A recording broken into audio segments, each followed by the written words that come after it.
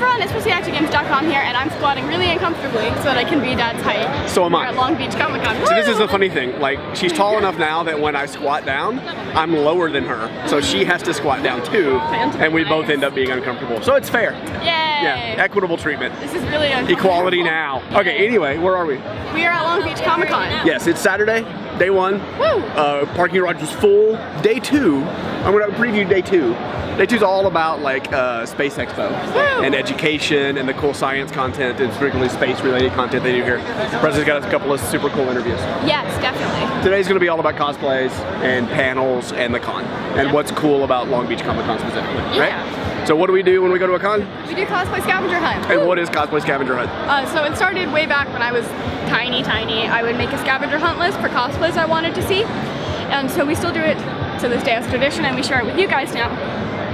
Alright, who's on your cosplay scavenger hunt list? I'm gonna start with Pacific Rim because that's my new obsession right now. Pacific Rim, that's a good one. That's a deep cut. They have to. No, they have to kind of be deep cuts because it's people that you're not just gonna run into everywhere at every con. Yeah, like you can't say like Wonder Woman or Deadpool. Yeah, you won't find although neither of us would ever say Deadpool.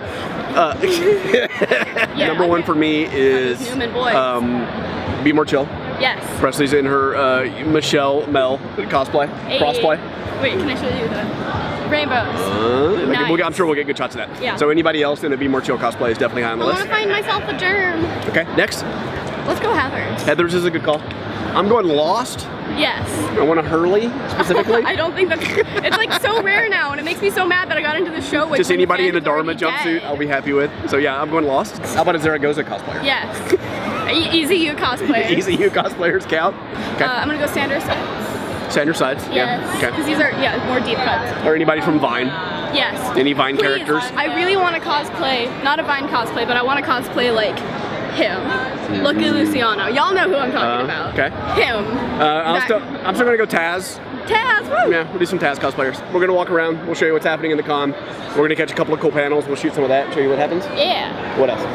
We're going to eat Bubba Gumps. Bubba Gumps. That's our tradition. Sweet, alright, let's go do it. Okay, so we found some genital cats. Counts as an easy U cosplayer. Yep. Do you want me to explain the bit, or can I just say that? You should probably explain the bit just a little bit. Okay, so Cats, the musical, is a book. Who is it? T.S. Eliot? T.S. Eliot. Yeah, T.S. Eliot book about cats, and they're called like, what are they called? I don't even remember, like genital cats? Yeah, they're called like genital cats, and Steve Zaragoza calls them genital cats. And so the odds of running into genital cats here was pretty slim. But we found them. And they totally count in our cosplay scavenger. So we're nice beats, so that's just in case you guys are unaware, the rules of the cosplay scavenger hunt are relatively loose. Yeah, once I found a guy just wearing a gorilla mask, and I was like, "Dirt gently, it's you." I also love accidental cosplays. Yeah. So those people weren't intending to cosplay the genital cats. Yes. They were the genital cats, but not the genital cats. Yeah. And so people who are inadvertently cosplaying something we love is one of our favorite things. Yes, definitely. Yeah. Every year I forget how cool this little con is, right? Yeah. It's not this, we talk about this as being a good like starter con or mid-grade con. Yeah. Like it's not enormous, but it's not small. There's tons of vendors. Like I think we're gonna do some shopping today. Woo! This is a really good like size, shopping. comfortable con. So they have this they have live wrestling here, which is wild, like incredibly wild, and they let you take the ring between matches. So I took a picture of Spider-Man and it was super fun, and yeah, I just enjoy it a lot. It's also so fun to jump in because it's so loud. We just ran into a taco cosplayer. Cosplay scavenger hunt? Number 2. Yeah, so we just ran into a really great taco cosplayer who was even blue. You don't run into a lot of blue tacos. No, that sounds really weird. Yeah, so we're adding though anyone who we've covered on validating. Yes. Is officially on the cosplay scavenger hunt list now. Also Night Vale. So I'm here in the writers area of the con, always my favorite place to go because you find so many amazing books. And I'm here with Rachel Litfin, also known as R. Litfin, who has this amazing series called The Chronicles of Royal High. And I just recently picked up the first book, and I'd like her to tell you about it because she can do a lot better. Thank you, Presley. Hi guys, my name is Rachel Litfin. I am the author of The Chronicles of Royal High. The first book in my 5-part installment is The Lost Noble. This follows Adela Everhart. She's a peasant girl who finds out she's the lost princess to the neighboring kingdom. She must then leave her life and home behind in order to go to Royal High, a finishing academy for nobility. And it's at this new school that she meets the other future kings and queens and rulers from all the other realms in Edenarth. And they learn etiquette and monarchy. They have to learn to get along with each other. They create alliances and they get into fights with each other. Basically, it's a bunch of royal teenagers in a castle high school getting into shenanigans, like you do. But An ancient race of dragons that everyone thought was vanquished are suddenly rising back into power. And Adela and her friends, when confronted with this ancient evil, they band together and become paladins, warriors of light, to fight back these dragons, to protect their kingdom homelands.